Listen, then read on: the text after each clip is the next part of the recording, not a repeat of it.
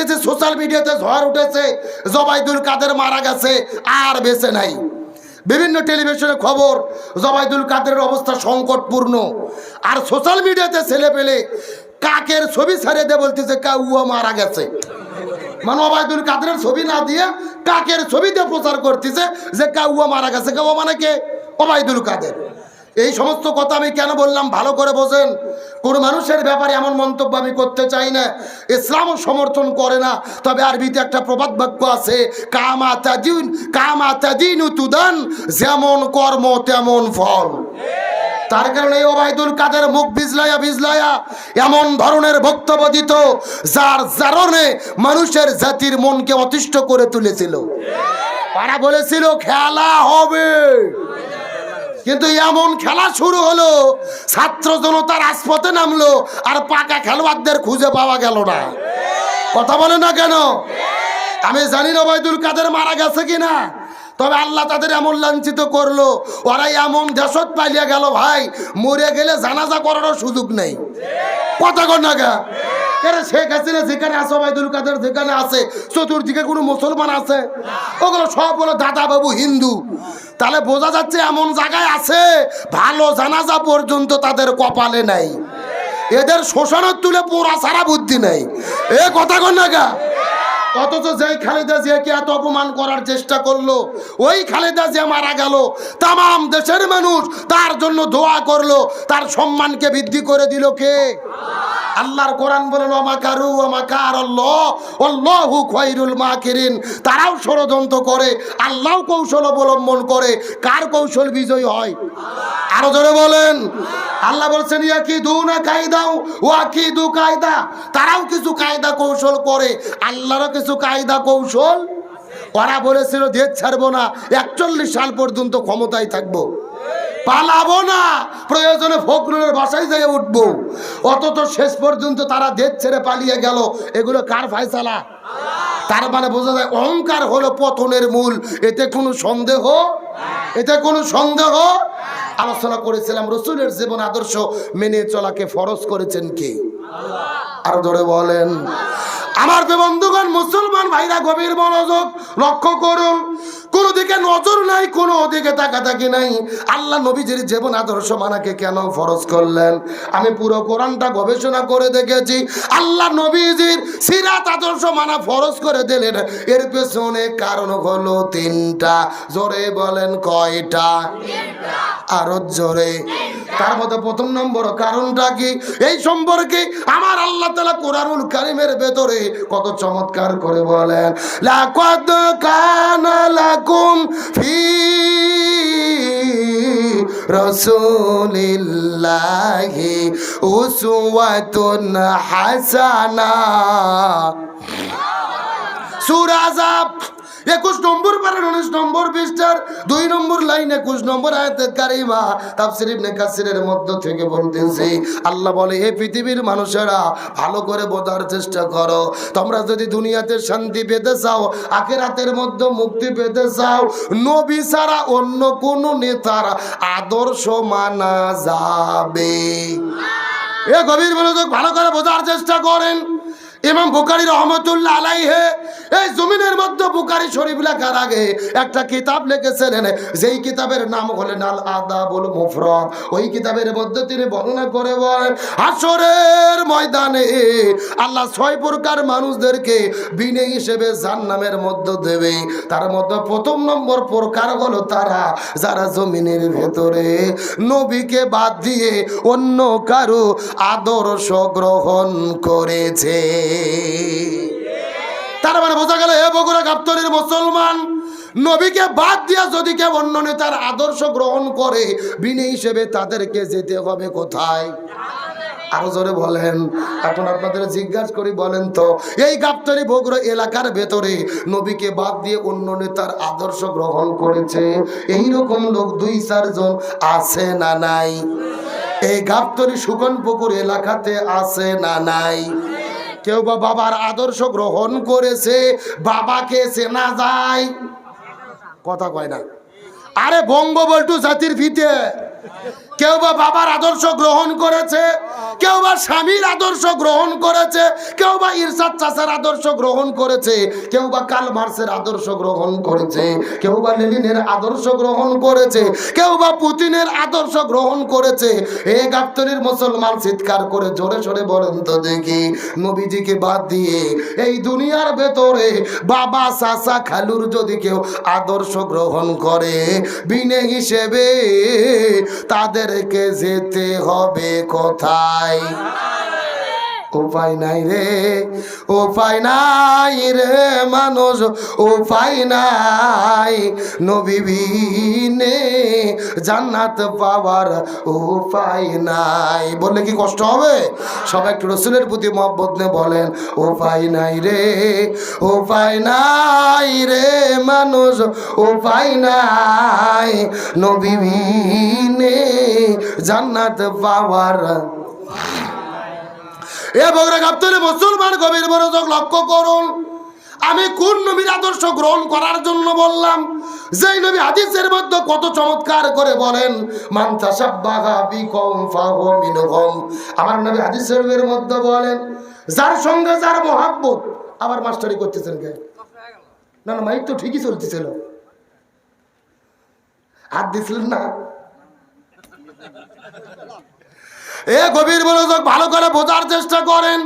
যার সঙ্গে যার মহব্বত, তার সঙ্গে তার কিয়ামত, তার সঙ্গেই তার হাসর নাসর হবে। এই দুনিয়ার মধ্যে যে যে দল করবে, ওই দলের সাথে তার হাসর নাসর হবে।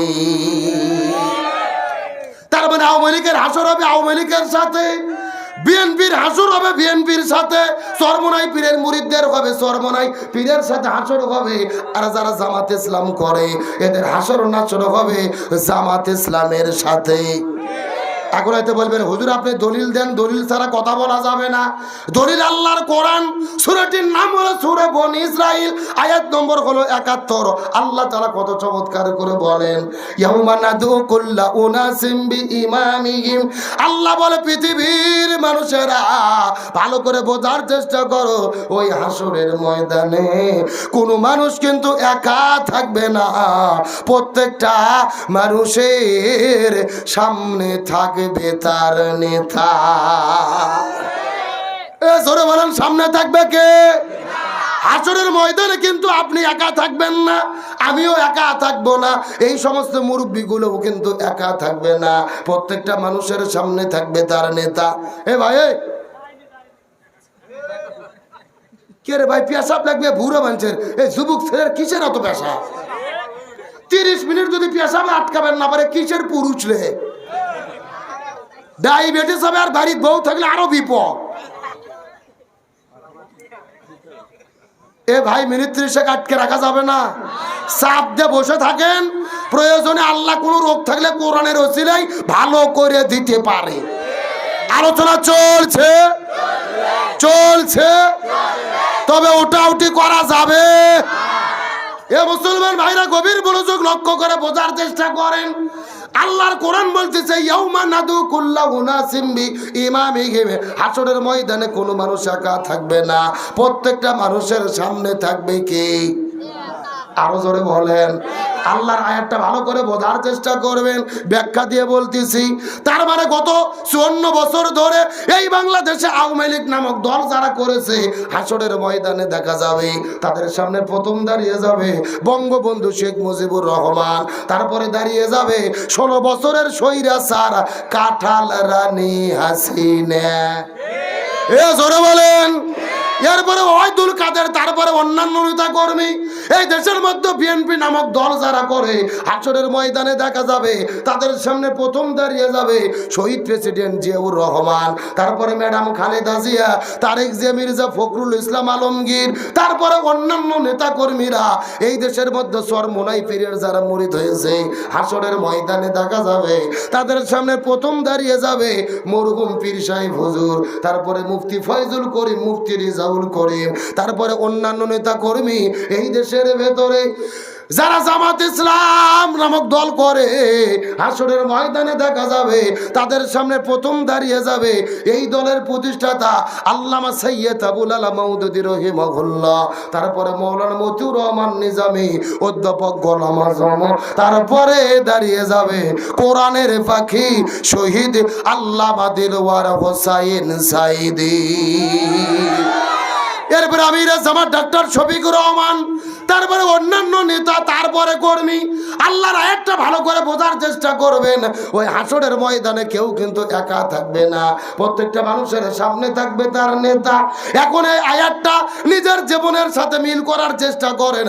এই দুনিয়ার ভেতরে এমন দল আপনি করেছেন, এমন দলের পেছনে আপনি ঘুরেছেন যেই দলের নেতারা জনগণের চাল ডাল ঘুম চুরি করে খায়, রাস্তা করার দায়িত্ব পাইলে রড বালু সিমেন্ট চুরি করে খায়, ব্রিজ করার দায়িত্ব পাইলে রডের বদলে বাঁশ ঢুকে দেয়, দেশের টাকা চুরি করে বিদেশের মধ্যে নিয়ে যায়, CNG stand, bus stand, tempo stand দখল করে চাঁদাবাজি করে।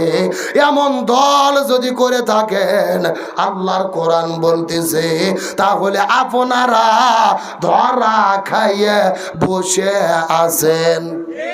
এ জোরে বলেন, জোরে বলেন। এ নেতা মানা দুনিয়ার বিষয় নয়। এই দুনিয়াতে যাকে নেতা মানবেন হাসরের ময়দানে তাকে সামনে পাবেন। এখন হাসরের ময়দানে দাড়ি টুপিওয়ালাদেরকে, আলেমদেরকে, ভালো মানুষদেরকে সামনে পেতে চান, নাকি চালচোর, ডালচোর, গমচোর, CNG stand, bus stand, tempo stand দখলকারী চাঁদাবাজদেরকে সামনে পেতে চান? বাড়িতে যাওয়ার পরে ল্যাপের ভেতরে বিছানাতে শুয়ে বইয়ের সাথে চিন্তা ভাবনা করে বুঝে শুনে সিদ্ধান্ত নেবেন। না না না, কমিটি আমাকে হাতে লাঠি দেয়নি যে আমি আপনাদের পিঠে পিঠে ওয়াজ বুঝাবো না। আমার দায়িত্ব কোরআনের বক্তব্য দেওয়া, মানা না মানা আপনাদের ব্যাপার। তাহলে চিৎকার করে বলেন, ওই আখিরাত ভালো করার জন্য এই দুনিয়ার ভেতরে ভালো নেতার পেছনে ঘোরার দরকার আছে না নাই? আরো জোরে বলেন, আছে না নাই? আর ওই নবীর আদর্শ যদি জমিনে বাস্তবায়ন হয়, এই জমিনে শান্তি আসবে কি আসবে না? কিন্তু বর্তমানে অনেকেই ফতুয়া দিচ্ছে, বলতেছে আগামীতে বাংলাদেশে ইসলাম যদি ক্ষমতায় আসে কারু হাত থাকবে না, সবার হাত কাটা হবে। বলতেছে কারু হাত থাকবে না, তো ইসলাম যদি ক্ষমতায় আসে সবার হাত কাটা হবে। কারণ কি? বলতেছে আল্লাহর কোরআন বলেছে, কেউ যদি চুরি করে, ও ছেলে হোক অথবা মেয়ে হোক, তার হাত কেটে দিতে হবে। কার কথা? কিন্তু দুর্ভাগ্যজনক ব্যাপার হলেও সত্য, এই আয়াতের সঠিক ব্যাখ্যা নেতারা তো জানেই না, অনেক হুজুররা পর্যন্ত বলে না। সঠিক ব্যাখ্যা জানার দরকার আছে না নাই? মুসলমানেরা গভীর মনোযোগ লক্ষ্য করুন। চুরি করলেই কিন্তু সব চোরের হাত কাটা পড়বে না। চুরি হলো দুই প্রকার। জোরে বলেন, কয় প্রকার? একটা হলো অভাব, আর একটা হলো স্বভাব। কয় প্রকার? এখন আপনাদের জিজ্ঞেস করি, আপনাদের গাবতলী সুগনপুকুর এলাকাতে দুই চারটে ছেঁচড়া চোর, আবুল, মফিজ, কুদ্দুস, আলু চোর, বেগুন চোর, মরিচ চোর আছে? আছে? আচ্ছা বলেন তো, এরা অভাবে চুরি করে না স্বভাবে? হ্যাঁ, ভালো করে বোঝেন, স্বভাব নয়, অভাব। বাজার করার টাকা নাই, শরীরে পোশাক নেই, পেটের মধ্যে ভাত নাই, অভাবে পড়ে সেদিন আর চোর চুরি করে। আল্লাহর কোরআন বলতেছে, এই অভাবে পড়ে যারা চুরি করবে এদের হাত কাটা যাবে না। এদেরকে সর্বপ্রথম রাষ্ট্রের পক্ষ থেকে 5টা বিষয়ের গ্যারান্টি দিতে হবে। খাদ্য, বস্ত্র, বাসস্থান, শিক্ষা, চিকিৎসা, এই 5টা বিষয় গ্যারান্টি দেওয়ার পরে যদি তারা চুরি করে তখন তাদের হাত কাটা পড়বে। এখন আপনাদের প্রশ্ন করতে চাই, আপনাদের এলাকায় যারা ছেঁচড়া চোর আছে এদেরকে সরকার যদি 3 সন্ধ্যে গরুর গোস্ত দিয়ে ভাত দেয়, ভালো করে একটা বাড়ি তৈরি করে দেয়, এরা কি চুরি করবে? করবে? আরে পাগল, এরা মাথার টুপি দিয়ে হাতের তসবি নিয়ে জিব্রাইল সেজে ঘোরাফেরা করবে। কথা কোন ঠিক কিনা? এখন আপনাদের প্রশ্ন করতে চাই, ওই সংসদ ভবনের ভেতরে বসে থাকে, সচিবালয়ের মধ্যে বসে থাকে, এরকম কলম বার করে খোসা মারে সাইন দিয়ে কোটি কোটি টাকা চুরি করে যারা বিদেশে নিয়ে যায়, এরা অভাবে চুরি করে না স্বভাবে? হ্যাঁ, ভালো করে বোঝেন, এদের কোনো অভাব নাই, এরা চুরি করে স্বভাবে। এদের ব্যাংকে কোটি কোটি টাকা রয়েছে, বিদেশে বাড়ি রয়েছে, লক্ষ কোটি টাকা, 4-5টা গাড়ি রয়েছে, এদের কোনো অভাব নাই, এরা চুরি করে স্বভাবে।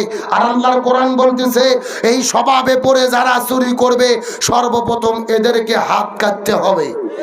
আজকে বাংলাদেশের এক এমপিকে ধরে, এক সচিবকে ধরে বাইতুল মোকাররমের উত্তর পাশে প্রকাশ্য দিবালোকে যদি হাত কাটা হতো আর সব টেলিভিশনের ভেতরে লাইভ সম্প্রচার করা হতো, এক চোরের হাত কাটলে বাংলাদেশের 30 লক্ষ সরকারি চাকরিজীবীরা এমনিতেই তওবা করে ভালো হতে বাধ্য হতো। কথা কি ক্লিয়ার না ভেজাল আছে? আরে ভাই, সর্বপ্রথম হাত কাটা পড়বে আপনাদের এলাকার চেয়ারম্যানের। জোরে বলেন কার? কি সুন্দর ফতুয়া দেয় কুরবানির ঈদের দিনে, গরু জব করে গোস্ত এক জায়গাত করে এরকম হুজুরের ডাক দিয়েছে, হুজুর গোস্ত ডারি পাল্লাতে 3 ভাগ করেন তো, মুস্তাব পদ্ধতি। 1 ভাগ আমি খাবো, 1 ভাগ আত্মীয় স্বজন খাবে, 1 ভাগ পাড়া প্রতিবেশী খাবে, আমার ভাগে ভাগে কমালে সমস্যা নাই, গরিবরা যেন কম না পায়। কথা কি বুঝেছেন? কি ফতুয়া ভাইরে, মনে হচ্ছে এই মাত্র জান্নাত থেকে পালিয়ে এলো। একেবারে ডারি পাল্লাতে গোস্ত ভাগ করে, আবার 3 দিন পরে যখন ইউনিয়ন পরিষদের চাল আর ঘুম বন্টন করতে গেছে, তখন ডারি পাল্লা বাদ দিয়ে ভাঙ্গা বালতি নিয়ে হাজির। কথা বলেন, কথা বলেন। লেখা দিচ্ছে কাগজের ভেতরে 20 কেজি, দিচ্ছে 12 শেয়ার। কয় শেয়ার? একটা লোক বলতে কে ভাই আব্দুল সবুর আমার নাম লিখে নিলেন, পাশে লিখেছেন 20 কেজি, তো এখানে চাল মাপে তো 1200 মিল হলো না। তখন বলতেছে বেশি কথা বললে কিন্তু তোর নাম কেটে দেব। তখন গরিব বলতেছে ভাই নাম কাটেন না, যা দেন খাইয়ে বাসি। হাসার জন্য বলি নাই, ভালো করে বোঝেন। এই বাংলাদেশের এক চেয়ারম্যান মেম্বারকে ধরে প্রকাশ্য দেবালোকে যদি হাত কাটা যেত আর বাংলাদেশের যত টেলিভিশন আছে সব টেলিভিশনে লাইভ সম্প্রচার করা যেত, এক চেয়ারম্যানের হাত কাটলে 30,000 চেয়ারম্যান আর 1.5 লক্ষ মেম্বারেরা এমনিতেই তওবা করে ভালো হতে বাধ্য হতো। কথা কি